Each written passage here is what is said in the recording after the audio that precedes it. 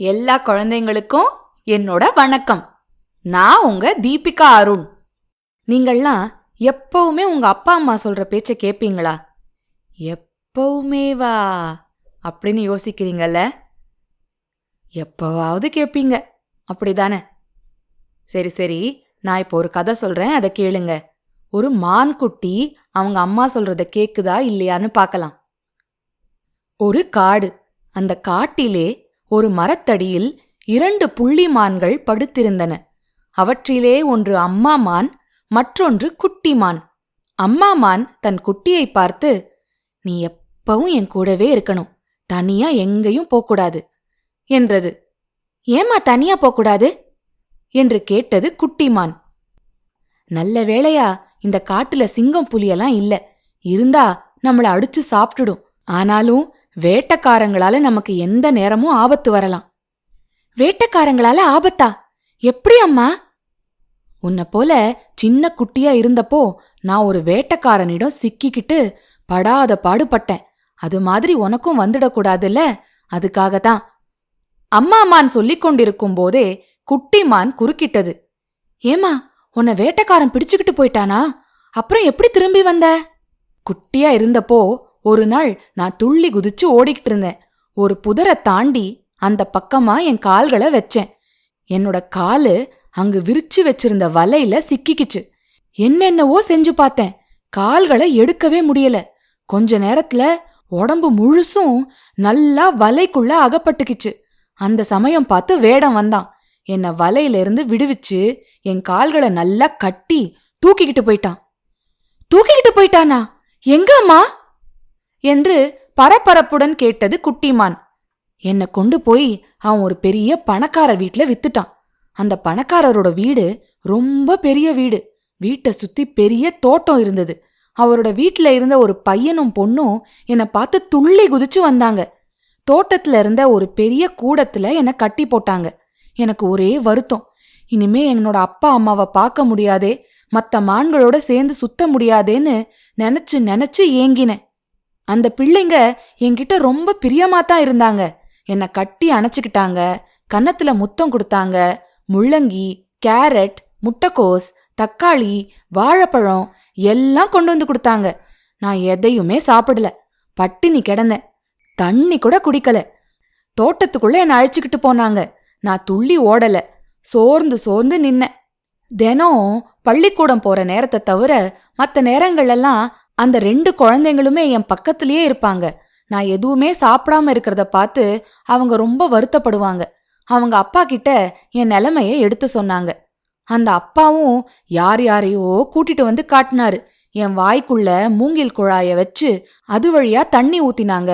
முள்ளங்கியையும் தக்காளியையும் நல்லா அரைச்சு தண்ணில கலந்து பலவந்தமா என் வாய்க்குள்ள செலுத்தினாங்க. அதனால நான் சாகாம இருந்தேன். ஆனாலும் உடம்பு நாளுக்கு நாள் இழைச்சுக்கிட்டே வந்தது. 10 நாள் இப்படி செஞ்சு பார்த்தாங்க. 10ஆம் நாள் நான் சாஞ்சு படுத்துக்கிட்டேன். என் நிலைமைய பார்த்து அந்த வீட்ல இருந்த அந்த பொண்ணு அவங்க அப்பா கிட்ட போய், "அப்பா அப்பா, நாங்க சந்தோஷமா இருக்கத்தானே இதை வாங்கினீங்க. ஆனா பாவம், வந்த நாள்ல இருந்து இதுக்கு உடம்பே சரியில்லை. துள்ளி குதிக்கவும் இல்ல, சாப்பிடவும் இல்ல. செத்து போயிடுமோன்னு பயமா இருக்கு. பேசாம காட்டிலேயே கொண்டு போய் விட்டுடலான்னு சொன்னா." "அதுதான் சரி, அப்படியே செய்வோன்னு" அந்த அப்பாவும் மாலையிலேயே ஒரு வண்டியில என்னை ஏத்திக்கிட்டு வந்து இந்த காட்டுல கொண்டு விட்டாங்க. நல்ல வேளை நான் திரும்பி வந்துட்டேன். அம்மா மான் சொன்னதை கேட்டதும், "ஏமா, பெரிய பங்களா, பெரிய தோட்டம், அன்பான பிள்ளைங்க, சாப்பிடறதுக்கு நிறைய நிறைய காய்கறி பழங்கள் இவ்வளவு இருந்தும் இங்க வந்துட்டியே" என்று கேட்டது குட்டிமான். "என்ன இருந்தா என்ன, என் அம்மா அப்பா சிநேகிதர்களெல்லாம் பிரிஞ்சு என்னால இருக்க முடியலையே. எப்பவும் என்ன அங்க கட்டி போட்டே வச்சிருப்பாங்க. கழுத்து வலிச்சுது. சுதந்திரமா துள்ளி திரியவும் முடியலையே. இங்க தேவையான நேரத்துல தேவைப்பட்டதை சாப்பிட்டுக்கலாம். அங்க அவங்க கொடுக்கறத அவங்க கொடுக்கறப்போதான் சாப்பிடணும். அது என்ன வாழ்க்கை?" இப்படி அம்மா மானும் குட்டிமானும் வெகு நேரம் பேசிக்கொண்டிருந்தன. "நானா இருந்தா திரும்பியே வந்திருக்க மாட்டேன். அங்க இவ்வளவு வசதிகள் இருந்தும் இந்த அம்மா ஏன் தான் திரும்பி வந்தாங்களோ என்று குட்டிமான் அடிக்கடி நினைக்கும். ஒரு நாள் இரவு நேரம் அம்மா மானும் கூடவே 20-25 மான்களும் ஓரிடத்தில் படுத்திருந்தன. யாருக்கும் தெரியாமல் அந்த குட்டி மான் மெதுவாக புறப்பட்டது. புதருக்குள் புகுந்து புகுந்து காட்டின் எல்லைக்கு வந்துவிட்டது. விடியறதுக்குள்ள மனுஷங்க வசிக்கும் ஒரு ஊருக்குள்ள போயிடணும். பெரிய பங்களா எதுன்னு பார்த்து அங்க உள்ள போய் நுழைஞ்சிடணும். விடிஞ்சதும் அந்த வீட்டு குழந்தைங்க என்ன பாப்பாங்க, ஆனந்தத்துல துள்ளி குதிப்பாங்க, கட்டி அணைச்சுப்பாங்க, நிறைய நிறைய தின்ன தருவாங்க என்று நினைத்து எந்த பக்கம் போகலாம் என்று பார்த்தது.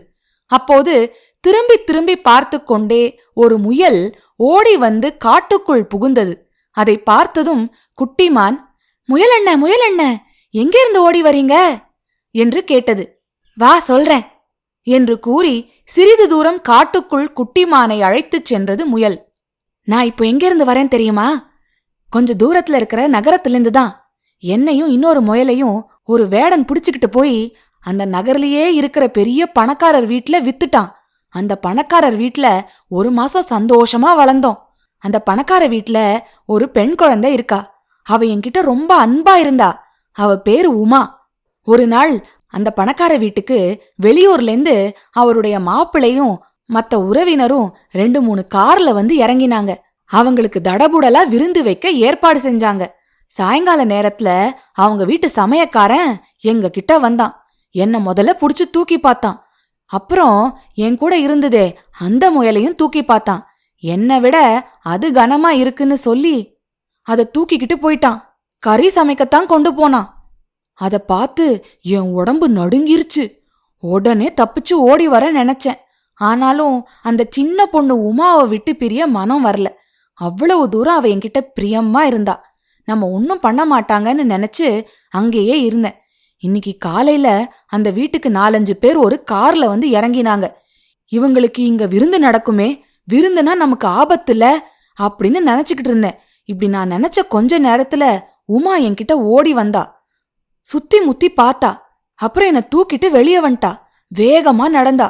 ரொம்ப தூரம் நடந்தா. இந்த காடு தெரிஞ்சதும் உமா என்னை கட்டி அணைச்சு முத்தம் கொடுத்தா.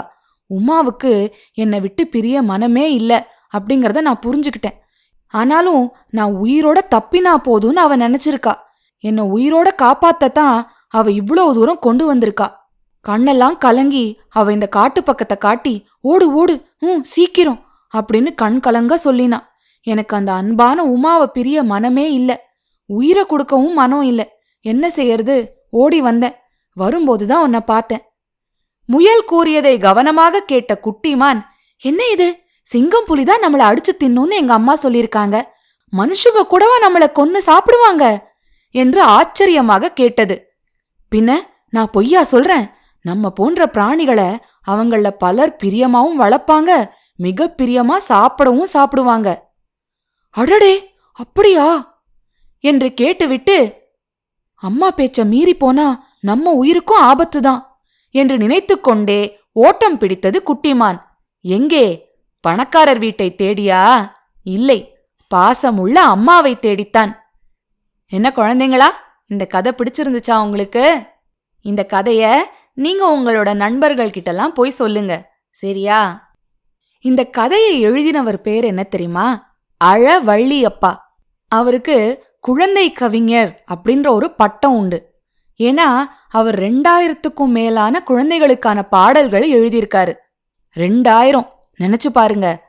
இவரு 1922 வருஷம் புதுக்கோட்டை மாவட்டத்துல இருக்கிற ராயவரம் அப்படிங்கிற ஊர்ல பிறந்திருக்காரு. குழந்தை எழுத்தாளர்கள் பலரை திரட்டி 1950ல குழந்தை எழுத்தாளர்கள் சங்கம் அப்படிங்கிற ஒரு அமைப்பை இவர் தான் உருவாக்கினாரு. இவர் நிறைய பாராட்டுகளும் விருதுகளும் வாங்கியிருக்காரு. இவருக்கு தமிழ் பேரவை செம்மல், பிள்ளை கவியரசு, மழலை கவிச்செம்மல், இந்த மாதிரி பல பட்டங்கள் அவருக்கு இருந்திருக்கு. சிட்டுக்குருவி பாட்காஸ்ட்ல இவர் எழுதிய பாடல்களையும் கவிதைகளையும் கூட நம்ம கேட்கலாம். குழந்தை கவிஞர் அழவள்ளியப்பா நிறைய கதைகளும் எழுதியிருக்காரு. அந்த கதைகளை தான் நம்ம ஒண்ணா இங்க கேட்க போறோம். அது வரைக்கும் சிரிச்சுக்கிட்டு கிரிச்சுக்கிட்டு சந்தோஷமா இருங்க.